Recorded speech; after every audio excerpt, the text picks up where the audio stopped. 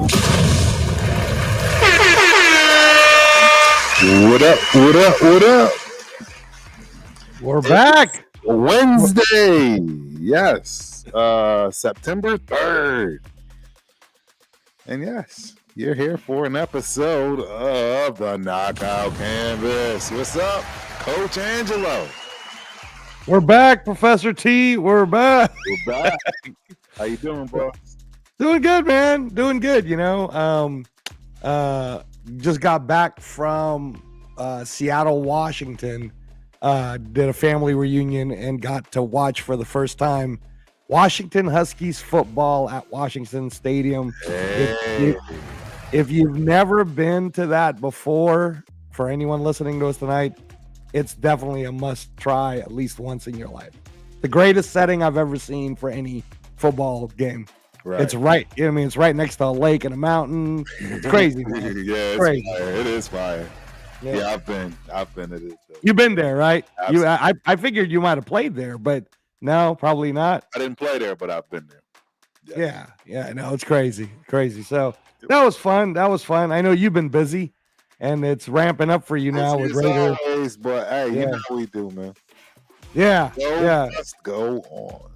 And 10 days away from Canelo Crawford. So now we can really break it down because we have to, man. Because next week we'll probably, with football coming up tomorrow and a bunch of other stuff. And by the way, next week, Thursday, is the first of the series I talked about with you and Nabiel, which is called Underdog. Remember me mentioning Underdog? Yeah. Well, it's next week on Thursday at the Fountain Blue. I think it's I just got to say it. So if you're listening to us, Turkey, I kind of thought we were supposed to get that for free. Yeah. But I don't know, man. I get it. Dana White's the promoter. I think it's a little silly in some respect. And let me get your opinion on this. So let's say I already bought it. I'm just talking in the narrative. Right. Let's say I bought a ticket to Canelo Crawford. And let's say I had to buy one of the 400 sections at Allegiant, which cost me anywhere from $300 to $500, whatever, right? Even if I got it at a good deal. And I'm all excited about it because I'm going to be a part of this event.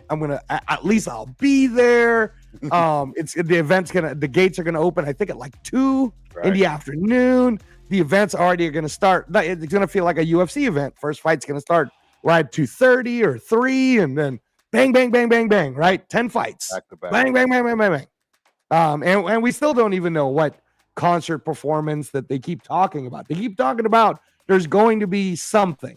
It's going to be some big announcement that, I don't know, Beyonce or something. They're going to do 3 songs. I don't know. I don't know what it is. I hope it's Taylor Swift. I said Taylor Swift. Hey, man. For all you Swifties out there, you know what I'm talking about. I'm not saying I'm a Swiftie, but that 1989 album is quite catchy, y'all. And Kendrick Lamar did do a song with her too, Turf. Right. All right. So, but anyway, the September 11th, it's at the Fontainebleau or the Fontainebleau. I don't know how to pronounce it yet. But you have to pay extra money of tickets. And even if you told me, well, a ticket, Angelo, is only going to cost $50, let's say, to go watch the Underdog card. My entire point is, if I already bought $500 of a ticket to go to Canelo Crawford, why are you asking me to pay something else if I'm going to be there for the week?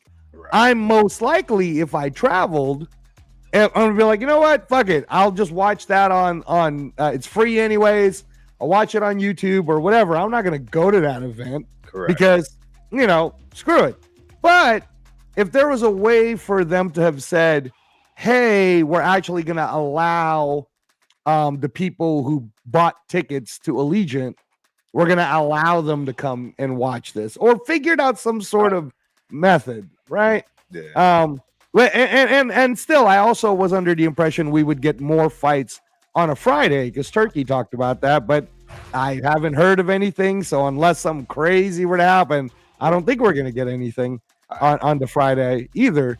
So a little disappointed on that. Little disappointed on both of those sides. But like as an overall fan yourself, Professor T, how do you feel about it? I mean, it's a little disappointing. If we're going to get back what boxing's been missing, right? Great fan base, exciting matches, things along those lines. We got to find a way. And it's going to take a step or two backwards monetarily, in my opinion, to take quite a few forward at this point because of the state of boxing, from an American standpoint. So, I mean, it is what it is, man. We're going to figure it out, I think. I'm saying we like I'm part of it. 30-hour Sheik. But you are a part of the whole thing. We're the ones that fund it. Right. If we're being honest. That's true. Right. That is true. That's hey. And it shows like this. Like really, if you think about it, it's the YouTube content creators that have kept boxing alive in the United States for the better part of the last 10 years, man, because the minute HBO was gone and the minute they stopped talking about it on mainstream news, bro, it's people like us that were keeping it alive because we're talking to people about it. So you are a part of it, Professor T. Don't sell yourself short, man. You're right. I take that back.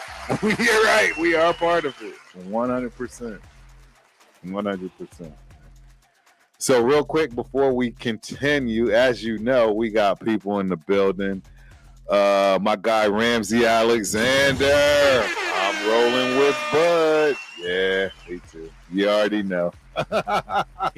He's definitely the wallet bet. If you got money. Now, with the way we'll get into that too. We're gonna get into it, and we'll tell you guys how to bet it. Yeah, I don't understand the odds, but anywho, man, we got Debo Harper in the building.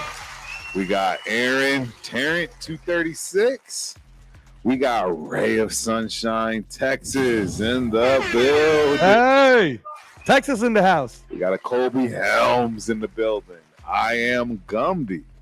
There's this one user 199, blah, blah, blah, blah. We love you. You always keep showing up. Appreciate you. Kevin McNulty is in the business. There's a lot of people in the building, man. So, man, that's awesome. Appreciate you guys. That's awesome. Hope you enjoy the show. Yes, sir. Yeah, continuing to grow, guys. It's still only episode 6.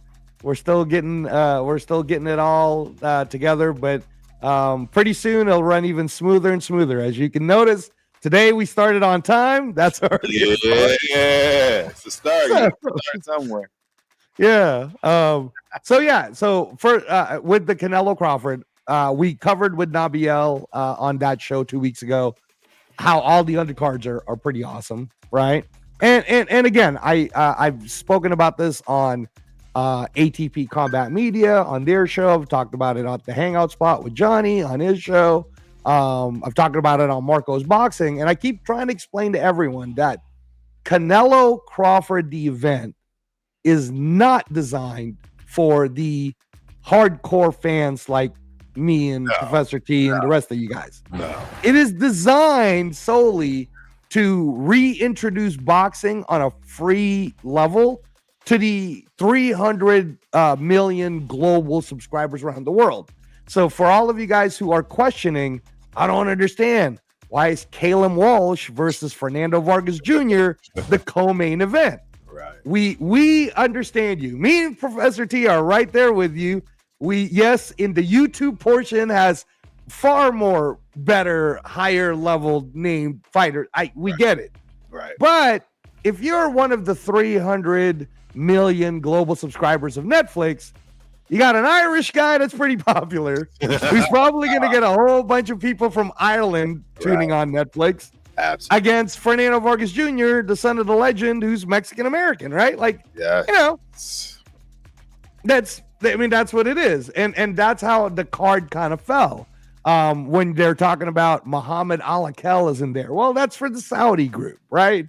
And, you got Christian Mabili, who's Haitian, French-Canadian, from Montreal is the WBC interim defending his or fighting at the card against the Guatemalan guy from Terence Crawford's camp, Lester Martinez, right? That's one of his main sparring partners. So, but if me and Professor T were building the card, absolutely Christian Mabili versus Lester Martinez would be right up there. And honestly, they could be a main event on most of the zone cards. It's just that for this particular case, what Dana White and the Zuffa Boxing Group is doing is they're introducing and kind of like a grand opening of free boxing to everyone.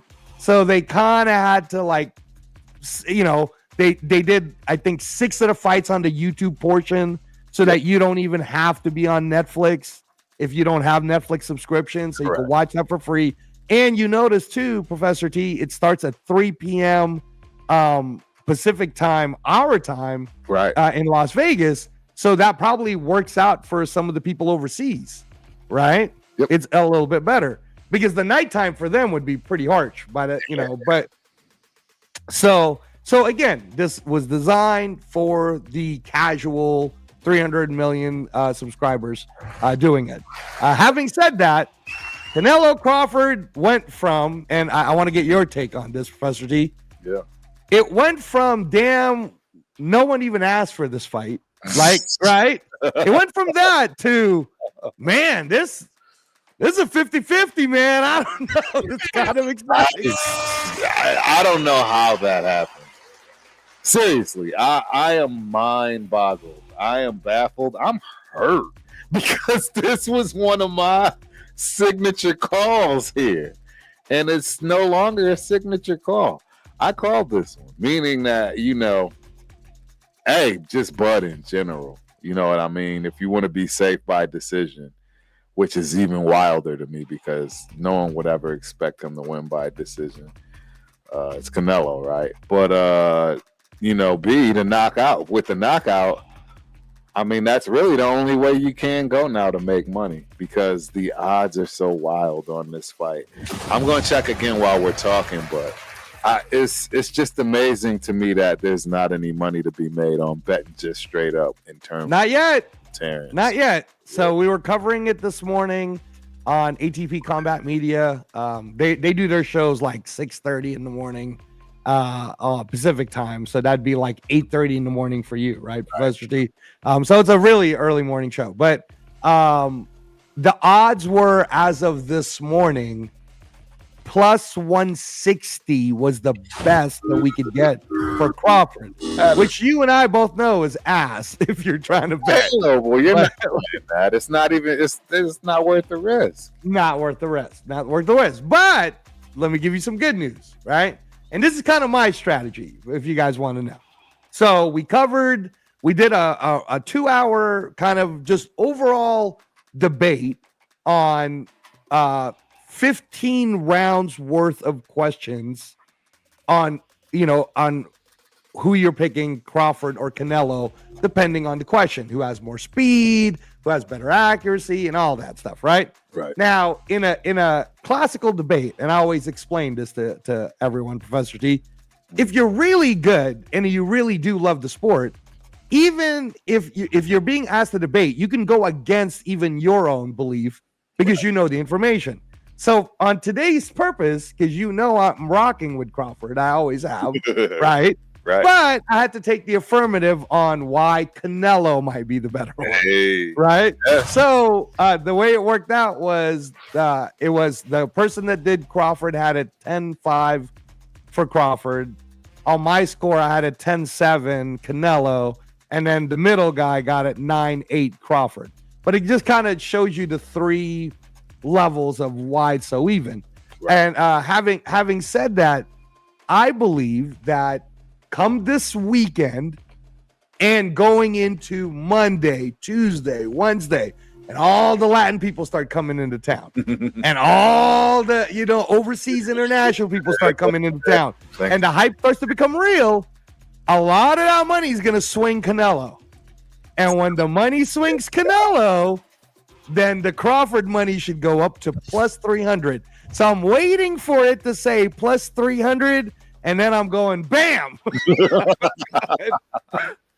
I'm putting it on Crawford. Yeah. Right? Because I think you and I know that there is a reality that if what you're trying to do is betting and you're trying to make money on a fight like this, Right. there's very few things you could pick. Like, you could pick knockout by Crawford. The odds for that's pretty good, Professor T. 900. Yeah, it's 900, I believe. Okay. So but let's be honest. Let's be honest. And you're one of the biggest, if not maybe the biggest Terence Crawford fan out there. Correct. Are you putting hard money on plus 900 for knockout? You know, that's a great question. And the honest answer is yes. It's just not going to be. Really? It's not going to be. Okay. You know, I'll be honest. I'm just going to throw it out there. I'll probably put $100 on. Okay. To knock him just out. In case. You're grand. saying just in case. That's $1,000. That's $1,000. Okay. Right. All right. $100 will get $100 isn't too crazy. It's not like your $5,000, $10,000, $1,500 bet. You know what I mean? That's not too crazy. Exactly. All right. Okay. So that is a guaranteed for me. And the only reason being is because I honestly, just for whatever wild, dumb, crazy reason, believe that this kid's gonna have the ability to do it. And it's not dumb. Well, it's not dumb. Yeah, you know what I mean? I just really believe he's gonna shine in this moment. Because this is, make no mistake, ladies and gentlemen, this is Terence Bud Crawford's moment. There is no other moment he's gonna get in his career. It doesn't matter. Jerron Boots in this really didn't matter. Anybody else you think of doesn't really matter. This is his feather in his cap. So I'm going to bet that my man is absolutely going to come out shining and doing everything he can to create a knockout. Terence Crawford has never ever not fought for a knockout, if you will. And that's part of the criticism, right? That he gets hit. So, right. You hit him and you make him mad, and now he'll war with you. He'll brawl. Right. He'll stand in the phone booth. All right. Things. So, with all of that happening, and you know what? You want to know something else? I don't really take all this serious. And people are, the fact that Boots is training with Canelo. I really think Canelo's taking this a little bit lighter than he should. Okay. I really do you think because Boots is there, or do you think just in general? In general, I think he really believes that this kid is never going to be able to hurt me. Really? I really believe that. I believe that Canelo absolutely. He's like, dude, I've been in there with 200-pound guys. Right at the light heavyweight division, this kid can't hurt me. I don't have to worry about that side, and I think that's going to be a mistake. I agree with you. I definitely think it's a mistake to ever take Terence Crawford lightly, bro. I don't think he's really fully 100% prepared for this. Really? Because I have an opposite take on that. Hey, that is my take. I think it'll be one out of the two. He'll either undertrain or overtrain. I know that it's. I was leaning more towards overtrain if I was gonna say one or the other, just because I do know who's in Canelo's camp right now. Yoan Lee Hernandez, who's one of the best 160 pounders, man. Hey. When I talked to him 3 weeks ago, he said Canelo for real, bro. Like when he's hitting you in his arms and stuff, and these are with sparring gloves. He hits hard, and that's coming from one of the best 160s coming up right now, right? Might be a world champion before the year's even over. Okay. And then I think that Boots, in my opinion, I think Boots came into the camp because Boots Ennis is fighting Lima. Lima's a strong, hard kid. Eddie Hearn has a good relationship with Canelo Alvarez, so he was like, "Hey man, do you mind if Boots came in and sparred you?" And Canelo was probably like what you're saying. He's probably like, "Oh, fucking sure, come on in." Like, but I kind of look at it reverse. Like in Canelo's mind, he didn't bring in Boots necessarily to mimic Crawford. No, I think he just I think he just was like, "Sure, man, if you want to spar me and you're one of the best out there, come and get some." Right. Because I agree with that part. I mean, Canelo's I'm not going to say he's never ducked. We all know the biggest fight that should have and could have been made and still can't. Benavidez. Is Benavidez, exactly. Right. But for the most part, man, and maybe people may not know, I've been a Canelo fan, bro. Yeah, I love Canelo. yeah. The kid. How can you not, right? How can you not? He's only lost twice. Right. It's Floyd and Bivol moving up to 175. Two guys right? that will probably Bivol lost, which is a controversial loss, right? To Bitter. Right. Shout out Scully. Yeah, you know. Yeah. Shout out to Scully. Yeah. I still rock with Beterbiev, which, by the way, like, it kind of proves to you, not to get off track on Canelo Crawford, but it kind of proves to you that the first fight, people said it was close. I had Beterbiev. The second fight, people says it was close. I had Beterbiev. I'm just, I'm just saying. Now, maybe that's just because I rock with Beterbiev, but at the end of the day, right? And Scully knows this. Beterbiev's already fighting again. Yes. Bivol went and had a surgery for whatever reason, whatever that minor surgery or whatever it is. But now Beterbiev's going to get a chance to fight Benavidez. Now, I want you to think about that one for a second. If Benavidez versus Beterbiev happens in 2026, that is one of the biggest all-action fights we're ever going to see, bro. All time. I mean, we're talking Castillo Corrales at the highest level, like 175. That's it's going to be insane. So really, at the end of the day, I think Bivol made a calculated mistake in thinking that by barely beating Beterbiev, he's all of a sudden great. And it's like, bro, Crawford beats Canelo and then sails off to the sunset. Yeah. And then Beterbiev and Benavidez happens. People are going to start to forget who Bivol is, bro. Like, Yeah, people over here anyways, for sure. Because, the American fans are finicky. Absolutely. Absolutely. Yeah, if you're not a household name, good luck. Yeah. No, but back to this whole narrative with Canelo and Crawford and who Canelo's bringing in. I think, personally, I think Canelo's at a point in his career where he'll take on all comers.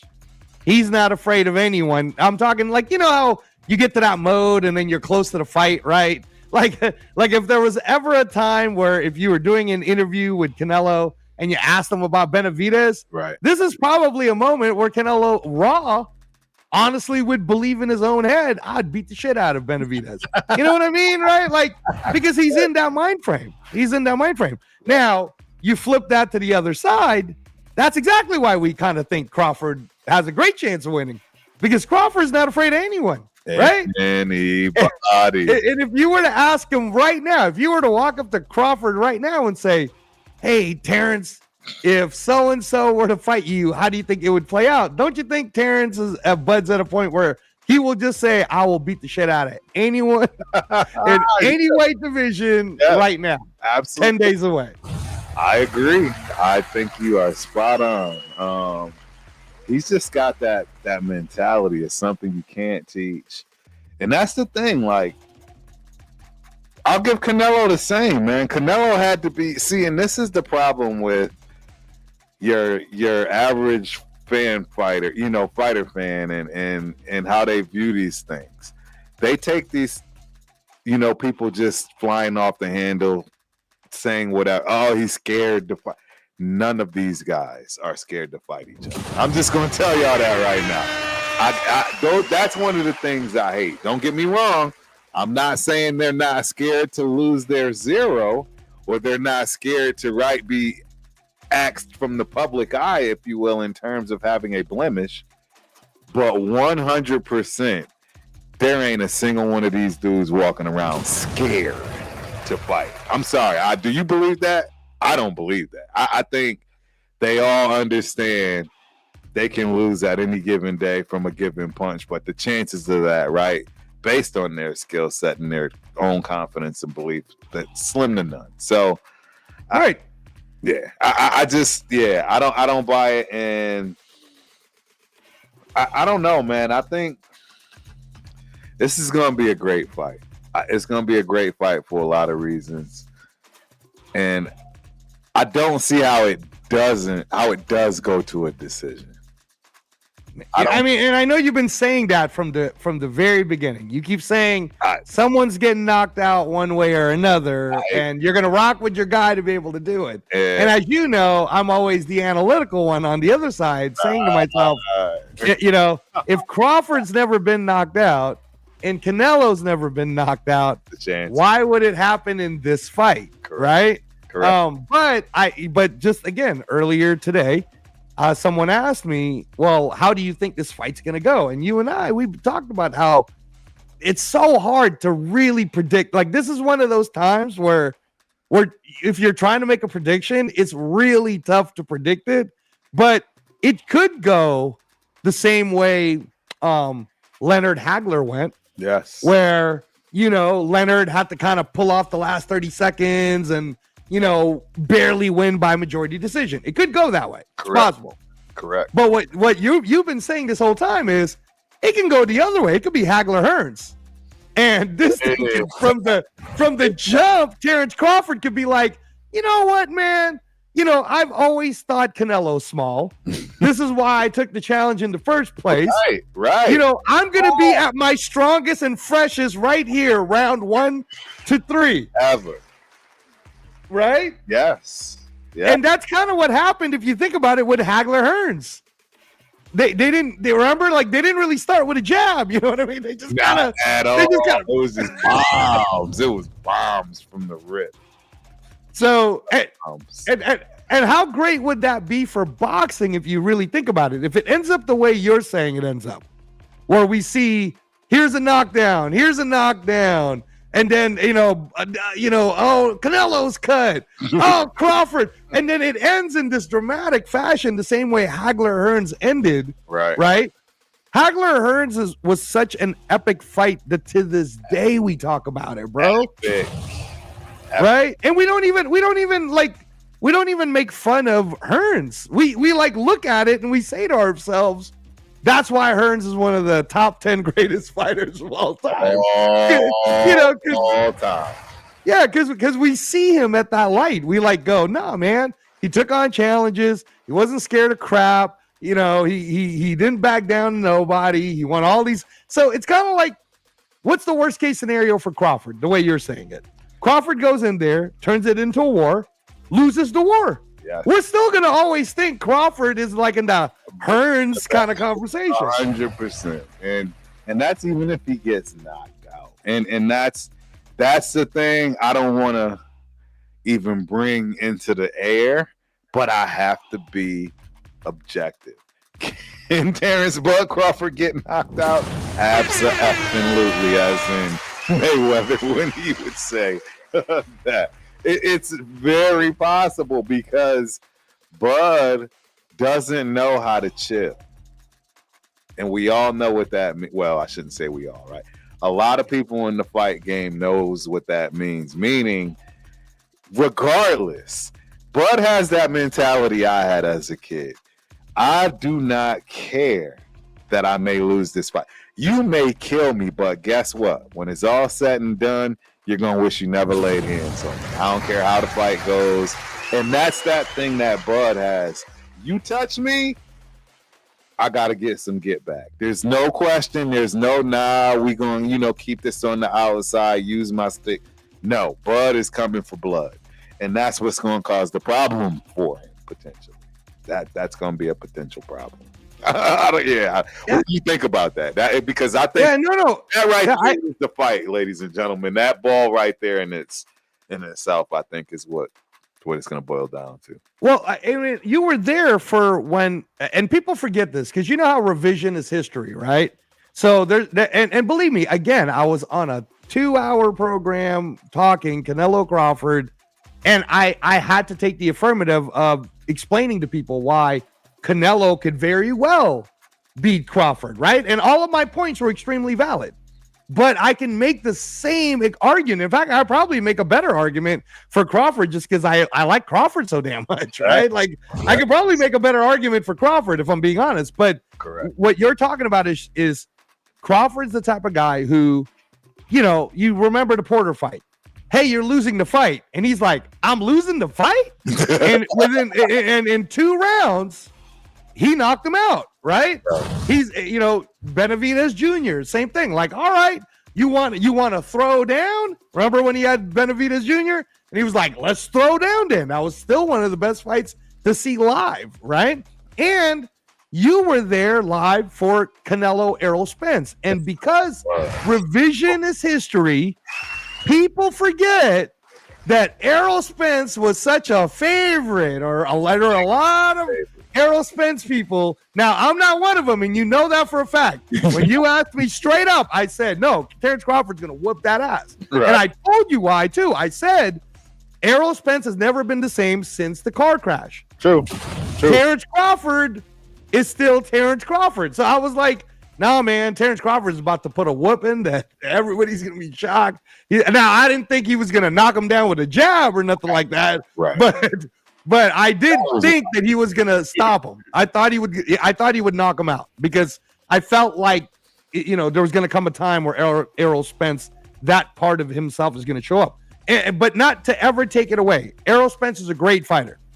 If Errol Spence were to come back right now, Errol Spence would beat a lot of these people. Right? At his weight level, right? 100%. But Crawford is another level. And he continues to prove he's another level. And how many more times does he have to prove to everyone that he's at another level, right? Correct. And I get it. And I'm talking about, again, don't take what the news narrative has given you about Terence Crawford. Just do your own eye test. Okay, just watch it from the first world title fight all the way, from the time he fought Brettis Prescott, and Brettis Prescott had knocked out Amir Khan during that time, right? And just keep going up and keep watching all of Terence Crawford's fights, and you're going to kind of see the reason why me and Professor T love him so damn much. He's been the best American fighter for us this entire time. And it's not really his fault that he's not as popular as Mayweather. No, they weren't pumping him up as they weren't. That's the thing, bud. He's never been that type of guy either. He lets his fist do the talking, his ring generalship, his work in the ring, do those things for him. Because the one difference about Bud that I can honestly say, which is a little different, well, a lot different from your Mayweather's career, which is it kind of is falling the exact opposite. And I don't know how. I haven't paid attention. I haven't looked. But what I mean by this is Bud's been knocking people out late. Bud didn't start out. I mean, obviously he started out knocking people out. But what I mean is that he didn't have to make a transition and change, for his hands, right, being brittle, any of those kind of things, injuries. He actually started getting a higher knockout percentage as time went on and as he moved up in weight classes. There's just so much to this kid that I don't know that people really comprehend. They talk about Canelo, right? About partially why he's not been knocked out. And I agree with this, meaning that I think there is something to it.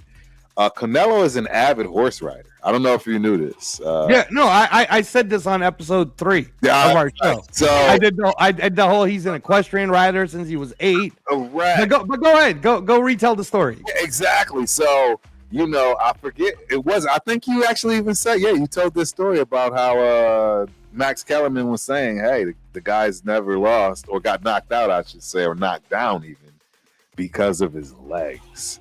It's because of the horse riding. I believe that. I wholeheartedly believe that. I think that has a lot to do with it. Anytime you have your legs come to the party, ladies and gentlemen, it's the largest muscles in your body. That's where all your power comes from, the hips. A lot of people don't know this stuff. It's not, it's the hips. So it's just gonna be very interesting, man. Before we keep diving in, we got people that's tuning in, man. So Nerd, shout out to Nerd. You can be brave and still get your ass whooped. You ain't never lied about that, Nerd. That is nothing but the truth right there. 100%. We got God, family, and Raiders for life coming through. Salute. Appreciate you for coming through. I hope you enjoy the show. Canelo is whooping that ass. Just popping in to hit the like. Salute, fam. Please, ladies and gentlemen, if you haven't already, we are actually super duper close. We only needed, I think, 9 more subscribers tonight. To hit that 100 mark, please like, subscribe, and last but not least, hit that notification button so you know that we're here, right?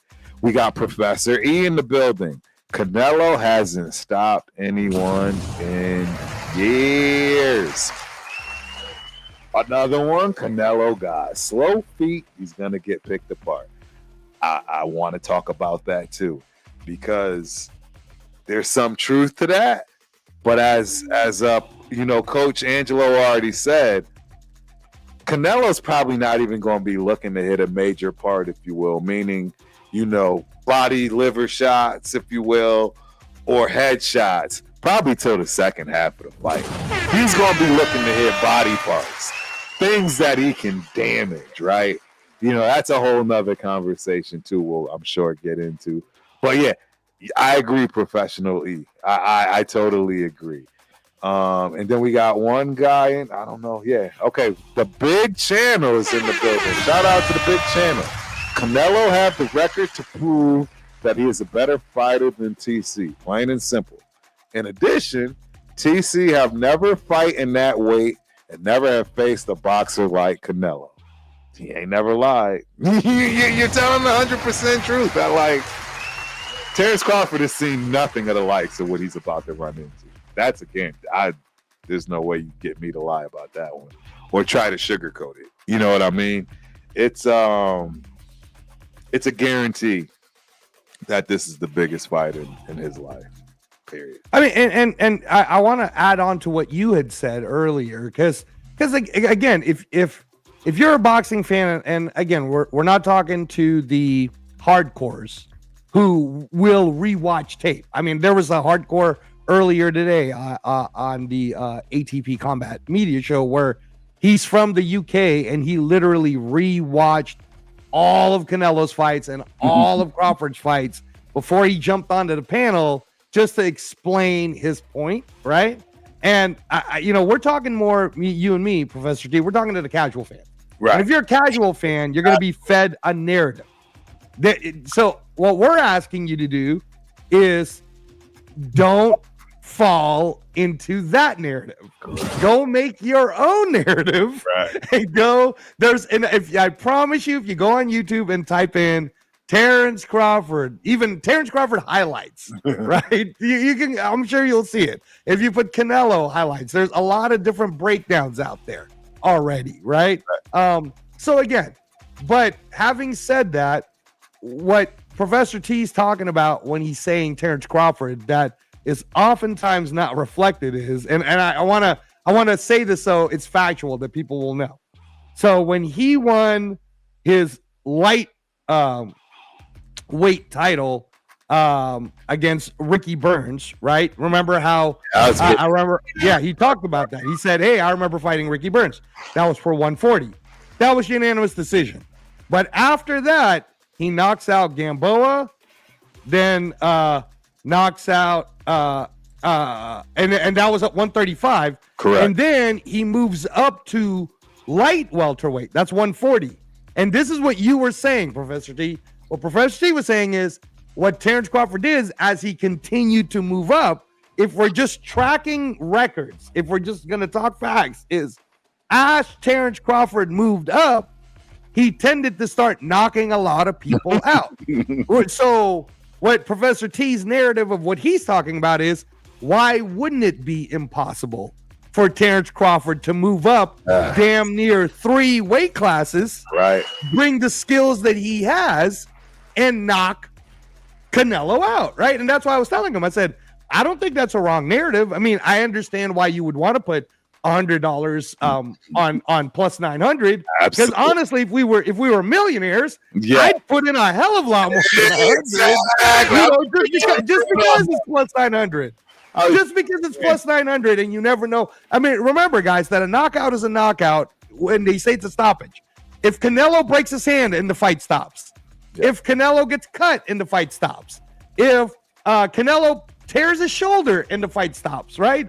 All of these things can happen. So plus 900 on a Crawford stoppage, is it really impossible? No. I wouldn't say it's impossible. Right. So if you have money and you're willing to go ahead and whatever, if $100 to use like $10, or maybe you only have $10, right? So put in $10. Exactly. You get 100 back. I agree. No, I agree. And again, these types of fights don't come around often, where there are legit potential, upsets. Because make no mistake about it, this is going to be an absolute upset if Terence Crawford wins this fight. It's an upset. There's no two ways about it. But knowing that it's really not an upset, like Coach is saying, to the average, the casuals, 100%, this is exactly that. But to the people that are in the fight game, we get it. Everyone's playing it up. Everyone's going to talk about the weight, and that's really why they're going to choose the bigger man for the most part. But again, if you know your facts about this fight, and this is why Professor T is all over it, because I know the genetic makeup of Terence Bud Crawford as far as the athlete. And where I think Canelo is going to really be shocked is the strength of Terence Crawford. He already, deadlifts an astronomical amount of weight more than his size. He's a wrestler. We talk about these things because they matter, right? I've already said it a million times. Wrestling's probably even more so than boxing in some ways one of the hardest sports to train for. Period. And then to have that strength on top of it, and then just the natural God-given talent and gifts, I think it's his coming out party. People thought that Spence was his coming out party. I think that was just the appetizer. I think that was the appetizer. Some would say he gave us a dud, right, in his first 160-pound fight. I wouldn't say that. 154. It was 154 with Madrimov. Right. Yeah. But we'll see. I am excited thoroughly for this fight. Yeah. Where I'll probably disagree with Professor T is I don't think this is Bud Crawford's grand arrival, because I think Crawford arrived a long time ago. Oh, well, yeah. He arrived a long time ago. Yeah, I think this is actually, if what happens is what Professor T is saying, and where Bud Crawford, and we're talking about the fantasy that, let's say, Bud Crawford goes in there, he knocks him out, and ends up being like a 3-round war like Hagler Hearns was. Right. I think that because he's saying that Canelo will be very surprised by Bud Crawford's strength, right? Correct. I think if anything, this is Bud Crawford's crescendo.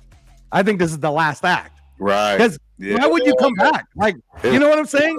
Why come back? Just go away now. Like, you're done, bro. You're 42-0. But people will say, yeah, well, Mayweather's last fight was Berto and McGregor. Crawford's last fight was Canelo. You know what I mean? Like there's going to be this whole, the more recent people are going to compare the two back to back with each other, right? Right. But again, I say to everyone that I can sit here, and I promise you guys tonight, because I'm seeing the comments, I will tell you all the reasons why Canelo can beat Crawford and should honestly beat Crawford. Like, if we're being real about it, right? Well, again, me and Professor T, whether it's betting odds, whether it's because of bias, because we like him so much, maybe it's because we like the idea that an American fighter can actually be the best fighter in the world, right? There's all the reasons for it. So we realize we're hoping that what happens is that, okay? But we're not gonna try to shove it down your throat. Like, we don't also realize, because Professor T said it in the beginning of the show, Canelo could very well knock out Terence Crawford, and that's very much. You're not going to hear me say that out loud a lot, ladies and gentlemen. And in fact, that might be the only time you hear it. Right. So, but yeah, but having said that, if it doesn't turn into war, like Hearns Hagler, right, and now it becomes like maybe the narrative is Crawford does what he always does, download information. But it's hard to download information when the other guy you're fighting, like Canelo, is the same type of IQ fighter. Right. He also downloads information, right? On top of the pressure. Right. So is it possible? And again, this is more a recency comparison. I'm not trying to compare fighters to fighters. I'm just saying style of fight. Right. But is it possible that the beginning of this could be more like how Pacquiao Mayweather was? Remember, like when they started the first 3 rounds, it was they were kind of trying to like, well, what are you gonna do? Well, what are you gonna do? Yes, it was very few punches thrown. A lot of posturing, right? A lot of feints, a lot of where's this gonna go, like you said. And it never ever did materialize. That was the unfortunate, terrible part about that fight. And hey, I'm sorry. I would like to hear where you put the onus on that, because in my opinion, I put the onus on Pacquiao to be that guy. We knew Floyd Mayweather was never going to step outside of his comfort zone. He's going to fight the way he fights. Everyone felt like something was missing. In my opinion, I think it was Manny Pacquiao who decided not to take those chances he'd taken every fight of his life previous to this one. Now all of a sudden it became a chess match, and I think he lost because of that. I really believe that's partially why he lost. He tried to play a game that he hadn't mastered, and you tried to do it against the master, and it kind of backfired. What's your thoughts on that?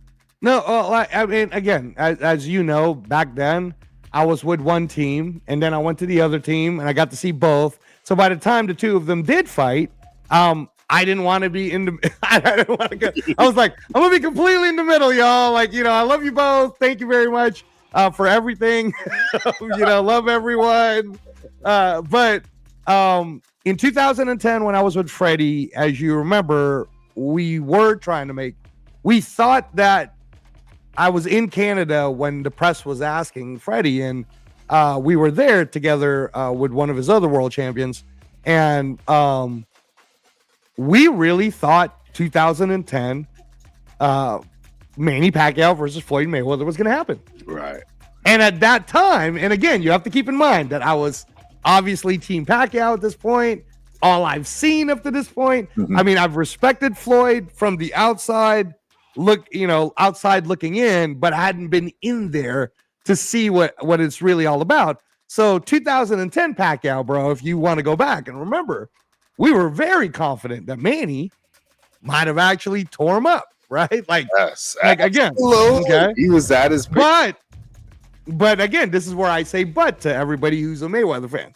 When I got a chance to go to the Mayweather team and the Mayweather in 2012, moving forward and getting a chance to see how he did things, how he trained for Canelo, how he trained for all these fights, and watched Mayweather's, not only his IQ, but his work ethic and how he did it, I started to understand why Jim Lampley has always felt, even if they fought when they were younger, even if they fought in 2015, which is when they did, even if they fought later on, it was always going to end up the same way. You got a master counterpuncher against a master attacker. Yes. Yeah. It was always going to end up the same way. Yeah. So the reason why you might have felt like that wasn't a good fight versus I actually really liked the fight. I thought it was a great fight. I'm talking from the fans, like the casual fans, from the casual fans standpoint. I loved every bit of it. I thought me too. I was like right there. I was like, oh my God, this is so intense. Exactly. I don't know what's going to happen next, right? Yeah. But to the casual fans, I would say the onus number one would be Manny Pacquiao really did hurt his shoulder, right? Now, he had enough juice for, let's call it, the first 6 rounds, and then that shoulder was pretty much shot. Yep. Now, no excuses. A loss is a loss. But you saw what it looked like when he did buzz Mayweather a bit, right? You saw what it looked like when he was vintage Manny Pacquiao attacking like he does, right? We also saw what it looks like when we see vintage Floyd with counterpunching. And that it doesn't really matter whether you're a southpaw or an orthodox. Floyd just taxes that ass like he always does, right? His counter, like he never gets enough credit, in my opinion, Professor T, for how hard Floyd really hits. Yes. Like he hits so damn hard. It's like a bazooka, man. So those jabs that Manny Pacquiao was feeling, or those counter rights, like when he would slip it in, those hurt. None of those tickled y'all at all. That's why Manny had to second guess that whole attack master class, if you will. That works until you're up against a master defender, right? A master at his own craft. Yeah. So at the end of the day, I think that I would like to, and I know this sounds crazy, and I don't want to get off of the Canelo Crawford topic too much.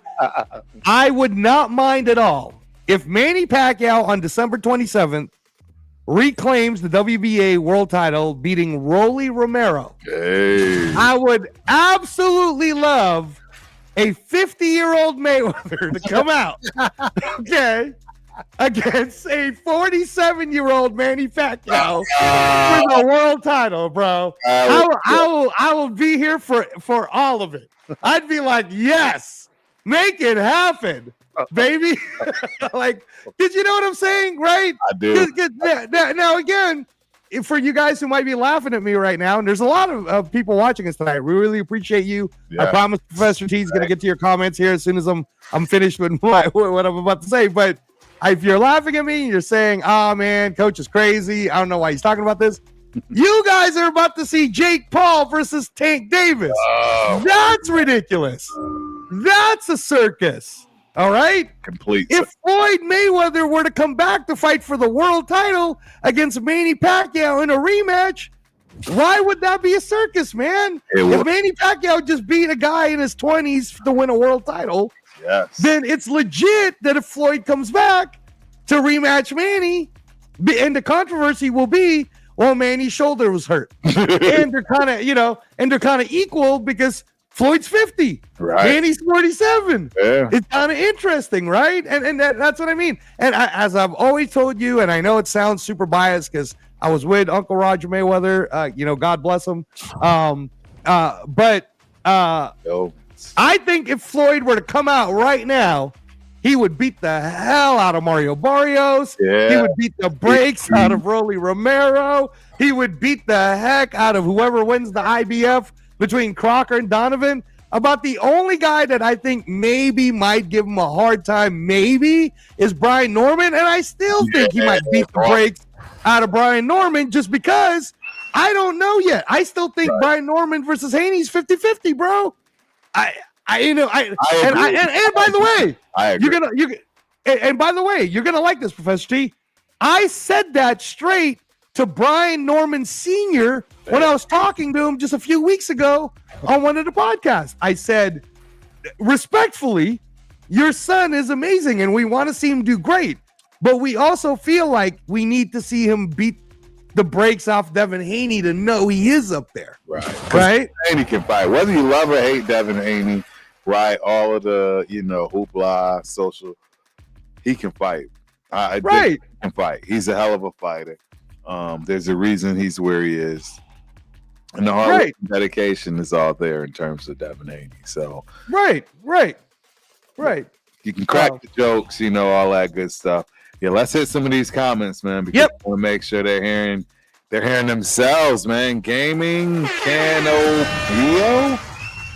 It's gonna be like the Caleb Plant fight. He's gonna get knocked down by the end rounds and win by majority. Who's gonna win by majority? That's an interesting take. I think he's saying Canelo's gonna win by majority. Yeah, he's saying Canelo as well. We got Nerd. Even sooner, Plant was a harder fighter to get to due to size, height, and speed. So Hey, it looks like Nerd is maybe agreeing. I don't know. We got Professional E. How's Canelo versus Southpaws? His best performance was versus Ryder. Everyone else was close. Was Ryder?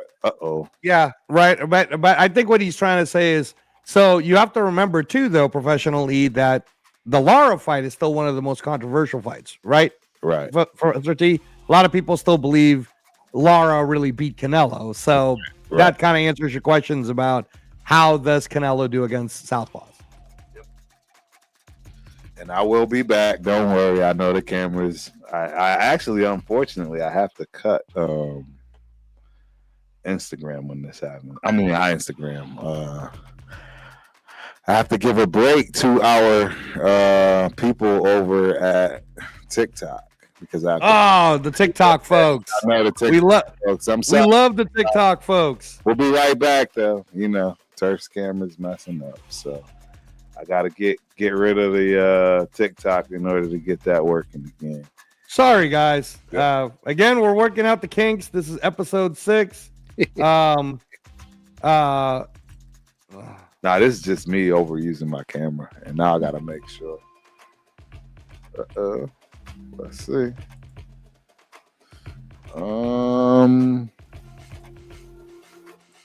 Yeah, normally this just works. MX. Keep it patient, guys. We're trying to bring Professor T right back and continue to read your comments. We're back. All right. Let me just get it to where.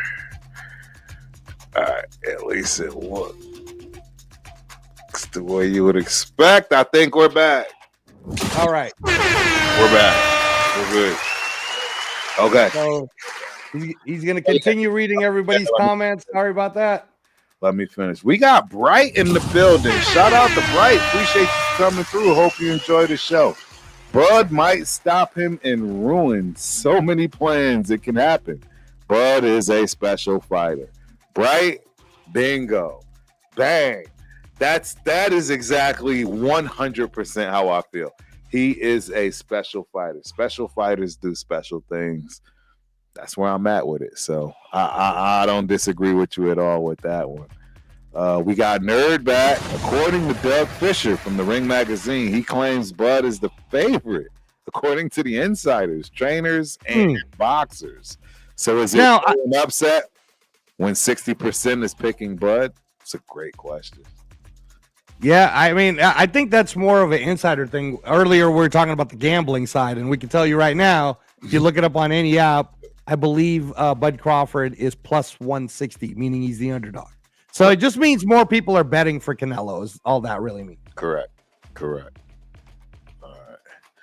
Yeah, I'm still trying to work my camera.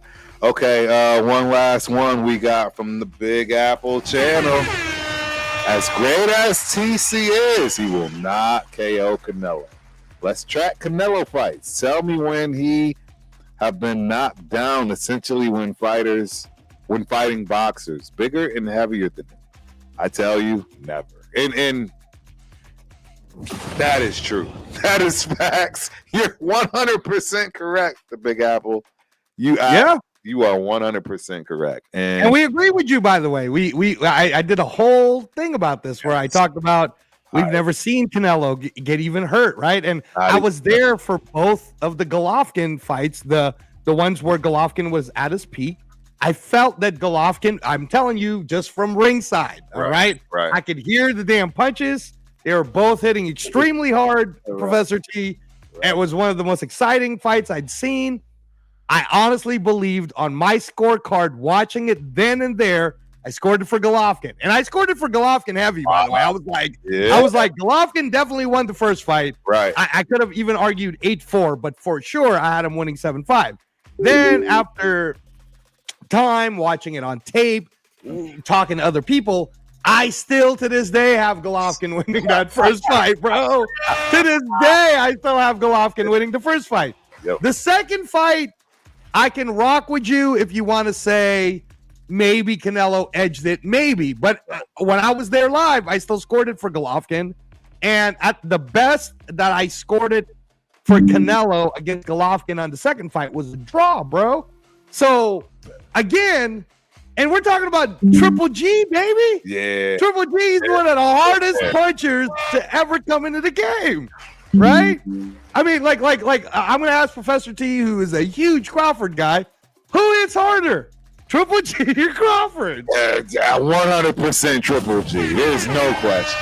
There's no way that Bud could ever channel that. And I don't care how strong Bud is. I mean, Triple G was a special fighter.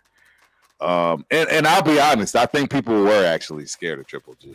Oh, absolutely, bro. There was major duckage happening on Triple G. I gave all of that, fluff and all of props to the fighters, but nah, some of those fighters definitely ducked Triple G. 100%. Right. But so to Big Apple, it's not that we don't disagree. We agree with you. We agree that it would be something that Crawford would be proving to everyone if he were to do what Professor T's talking about, where he knocks him out, right? But to Professor T's point, that's all Crawford keeps doing. No one thought he was going to do that to Errol Spence, except maybe me. No, except me. I'm just saying. I'll give you your props. You did. You definitely called that one. Right. But yes, and if we pick the whole thing apart, if Canelo is older because he's been fighting since he was 15, so let's call that a good 20 years worth of fighting already. And if he's fought a lot of these wars, like the Triple G wars and Bivol and name all of the fights, right? You never know when your body finally says one night, no, no more, right? It's over. Right. It's over. So, and Crawford is a guy who, whether people like to admit it or not, just do your own research so you can have your own narrative. But you and I both know this to be true, Professor T, that Crawford is one of the best inside sniper style fighters. He's like, when he fights on the inside, especially when he can see the opening, so he'll switch southpaw or he'll switch orthodox depending on the opening, right? He hits like a sniper, but the sniper are like 50 caliber bullets. You know what I'm saying? I do. Right? So when he's hitting you with a jab, like what he did to Errol Spence, it's enough to knock you down. So why wouldn't it be impossible for Crawford to hurt Canelo? Right. That's all we were trying to say. Right? That's all Professor T was saying. And Bright, you are right. Let's pull up Bright, man. Okay, but hear me out. Triple G had more raw power, sure. But Canelo saw his shots coming. That is huge because you're right. And anything you see coming, you absolutely can prepare for whether you brace or not, right? Crawford's timing, angles, and sneaky counters could catch Canelo off balance. That's why Bud might drop him. And I don't disagree at all. Crawford is more skilled than those guys, right? It's the shots that you don't see coming. And last but not least, Crawford can hit him and catch a flash knockdown in between them wide ass hooks. Bright, you talking like you know something. I'm going to just say, I like everything you're saying.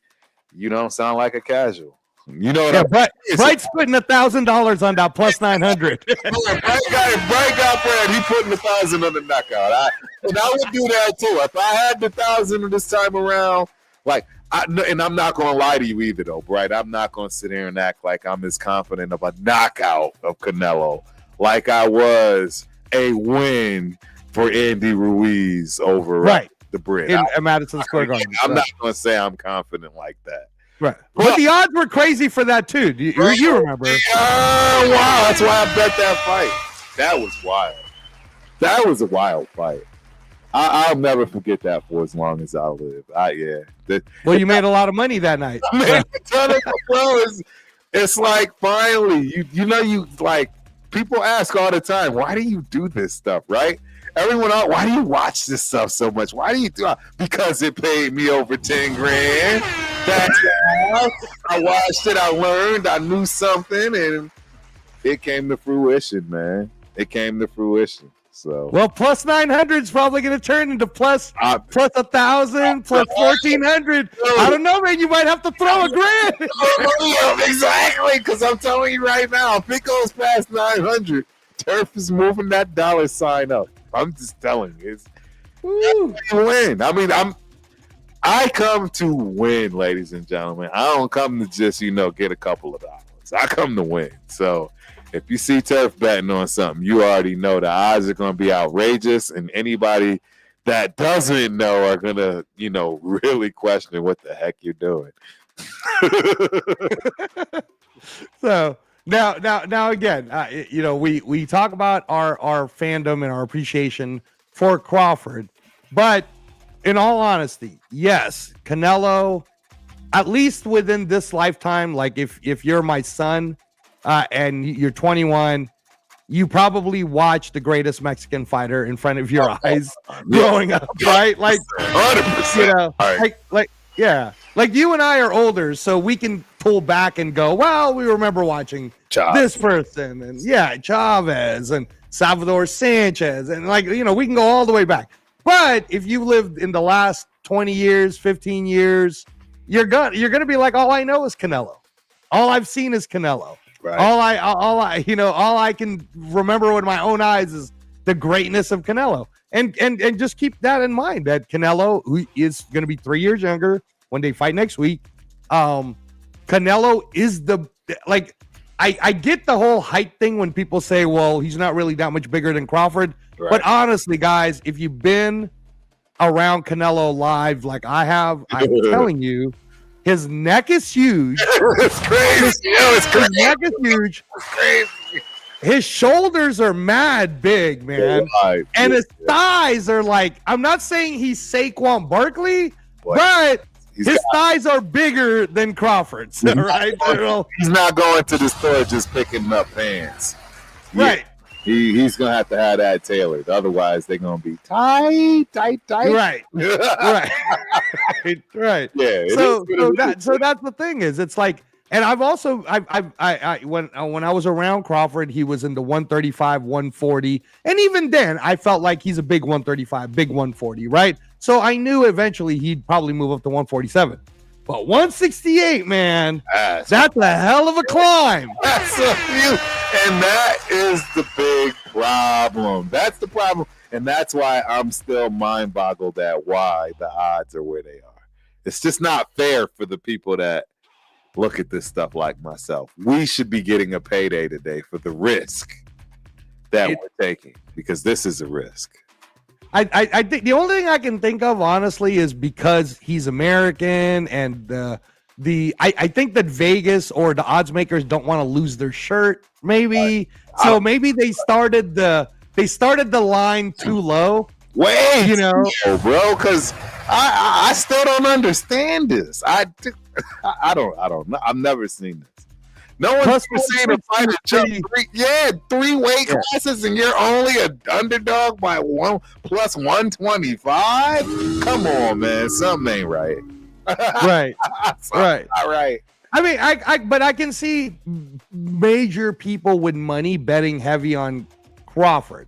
So maybe that's why it hasn't swung to the other side yet. So we really got to wait for all the Latin people, the Mexican people, all the Canelo fans to get to Vegas, start putting money heavy on Canelo. And it should happen, because, I mean, in all honesty, you should be betting your house if you're a Canelo fan.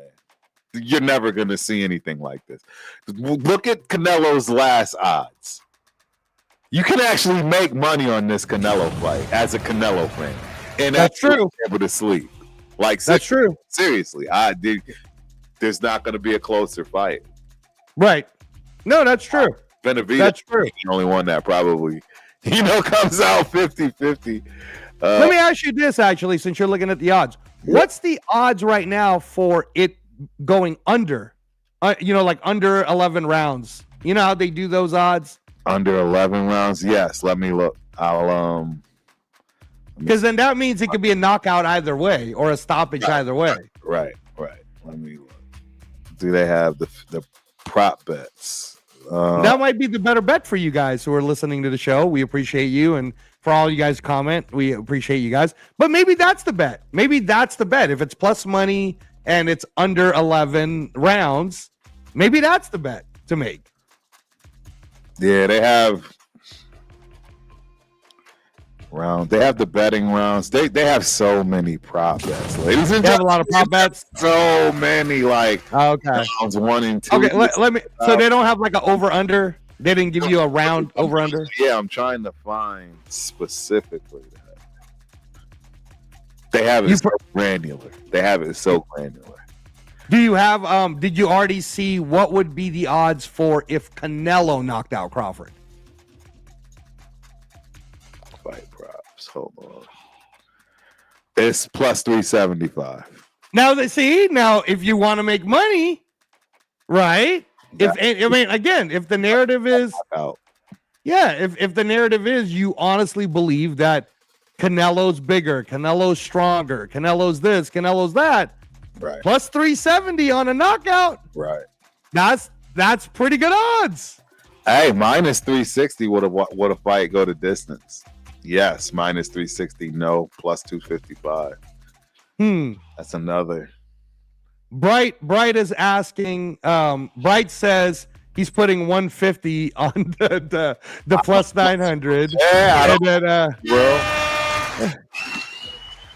and then Bright says beating Canelo on scorecards is a damn near impossible task. I agree, bro.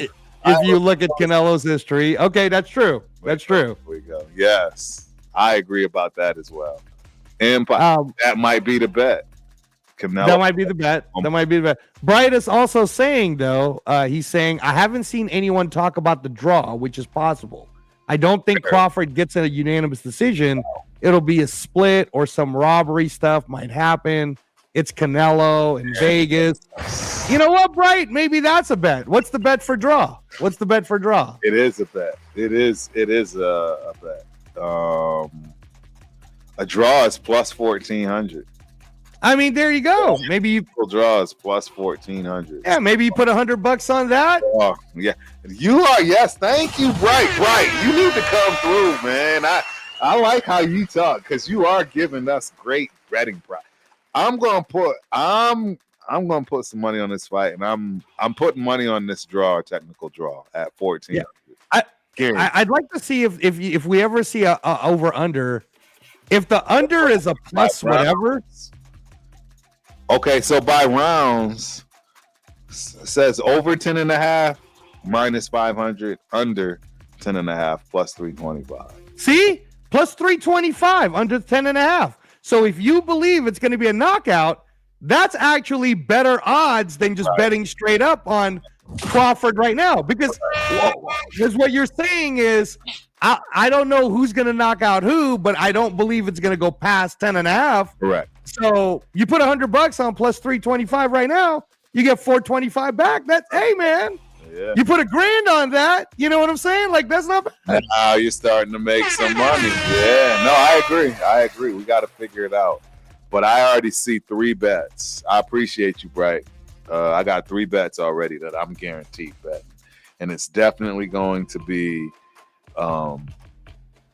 without a doubt, the draw. I'm betting on the knockout. I'm betting on the draw, and I will have another bet. And I'm not. Yeah, maybe because you don't know who's gonna knock out who. Correct. Professor T, you bet on the under. That's plus 325. Right. You bet on the draw. That's plus 1,400. Right. And then for the hell of it, man, you throw that like what Bright's doing. You throw $100 on plus 900. Yeah.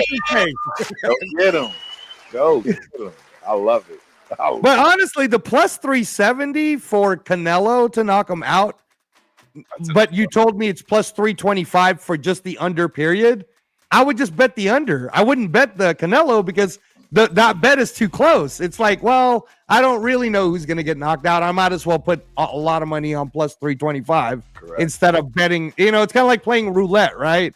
Like I'd rather put it on the double numbers than on the one single red, 23. Correct. So Yep. But all right, but there you go. But yeah, no question about it, ladies and gentlemen. When me and Professor T have broken this down, we love Crawford. We want to see and we hope that Crawford does what some people feel is impossible, Right. what others feel could be probable, what some experts are saying, oh no, he should be the favorite. Like, well, we're just excited that there's an actual fight where casuals are getting excited about it.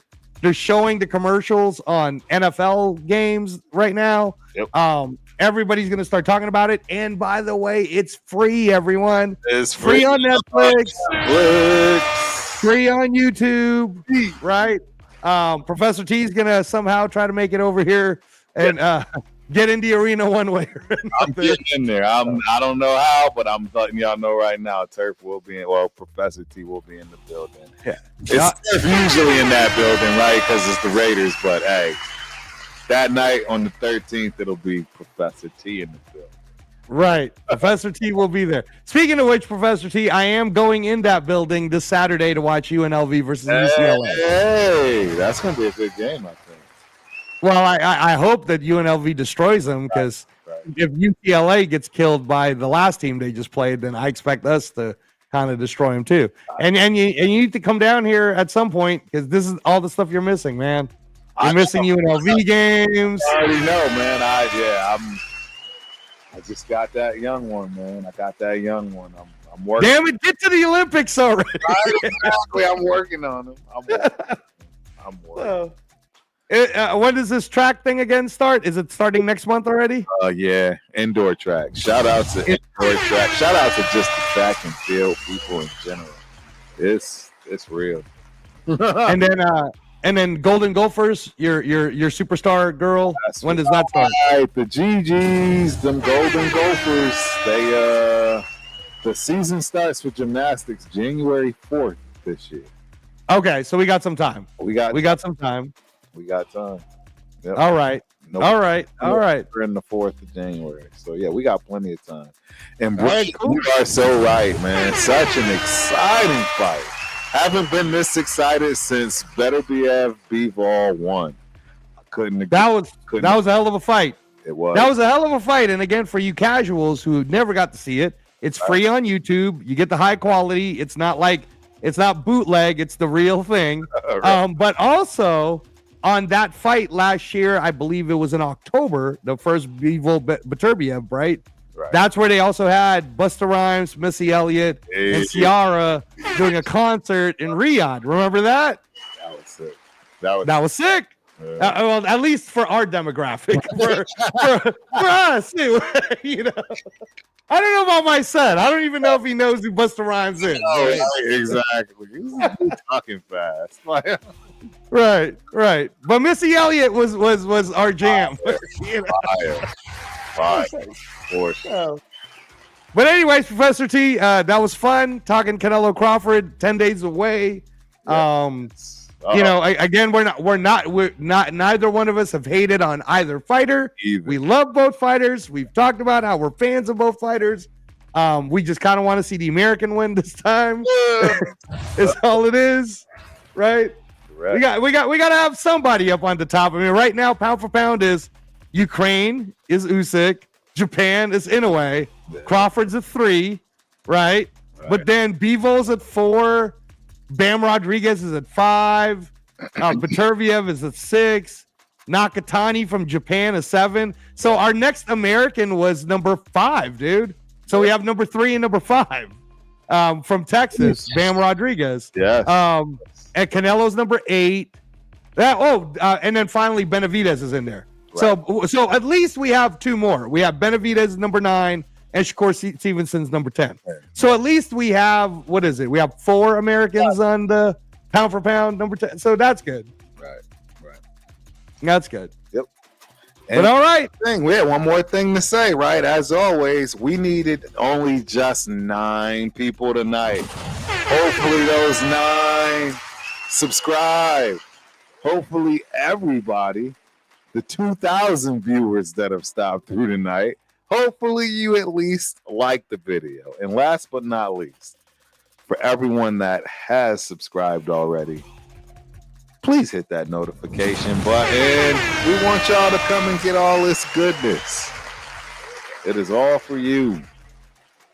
We love talking this combat sports stuff. So please don't forget, like and subscribe on all platforms. The Knockout Canvas. That is Instagram, TikTok,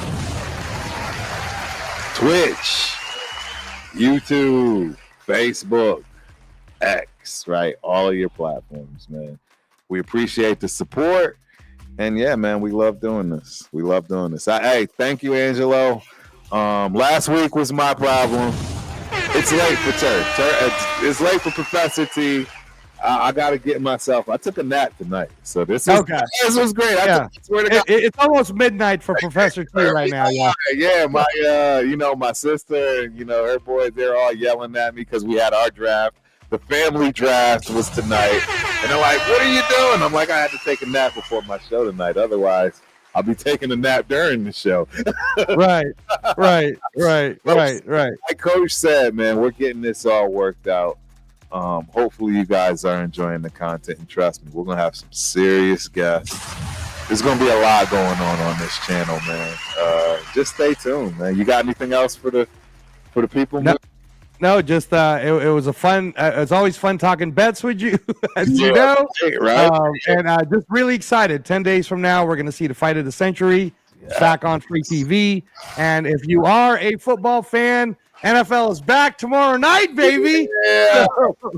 So check out the Turf and Spence show on the Ultimate Raider Fan 32. Right. I might pop in because there is going to be a watch party. Well, to be honest, what's going to happen, I'm hoping, is that you and Spence actually do it because Turf will be in Connecticut. Ladies and gentlemen, my flight is first thing in the morning. Okay. Going home, right? So okay. Hey, man, that's awesome. Yeah, I'll probably obviously take off tomorrow. Spence will be doing the show.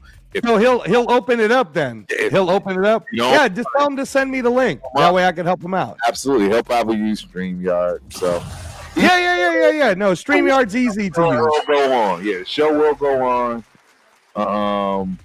Yeah, and if you're a Raider, man, let's do what we can. That's,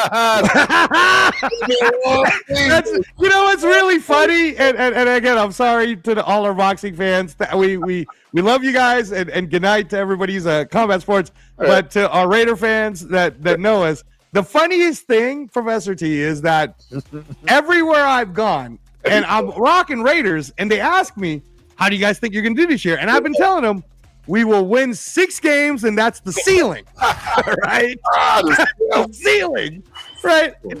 They feel so bad. They're trying to tell me how we'll actually do better than what I think. This is honestly the first time in my life that I actually feel worse than what the fans do. Not even the fans. I mean, just other people in general that don't even care about the Raiders. They're like, "Dang, you think they're gonna do that bad?" Yes. First time ever. We're gonna do terrible. On the picks, like on one of our fantasy pools is with the family, and we just pick teams, whoever's gonna win or not, right? Right. Bro, I bet against the Raiders. I'm like, New England's gonna win. It's definitely going down. So. No, don't get me wrong. I want the Raiders to win. I hope I'm wrong. Right. But come on, Professor T. Right. Come on, man. Yeah. Like you can't even convince me that going into this whole Jacoby Myers mess. Right? Come on, man. There's too much. There's too much going on for us to win on this weekend. We're not gonna win. Yeah, you're right. So yeah, at least you guys will get some serious footage from this weekend in terms of Raider Nation. It's actually a very special weekend. I will say this last piece because it is a tidbit that I had no idea, but Al Davis was born in Brockton, Massachusetts, ladies and gentlemen. I had no idea. We will be going to his childhood home. A huge Raider picture will be taken with all of the Black Hole chapters, etc., and so forth. And the city is actually having a ceremony for Al Davis. That's awesome. It is. That's amazing. It is. So I heard Captain Jack's going to be there, right? Yes. Is Myra G going to be there too? Yeah, everybody's going to be there. Jeff, shout out to Jeff, man, the New England Black Hole chapter president. What an amazing job. And he just, was appointed this position. And to put on what he's put on is second to nothing. So, JT the Brick had Jeff on his show to shout out all of the things going on over this opening weekend. Check it out. Check out his channel, right? All that good stuff. And yeah, let's get ready for this weekend, man. I am excited. I'm excited for the weekend. So let's do it, baby. Let's go. Yep. All right. Good night, everybody. Thank you. Next time. Peace.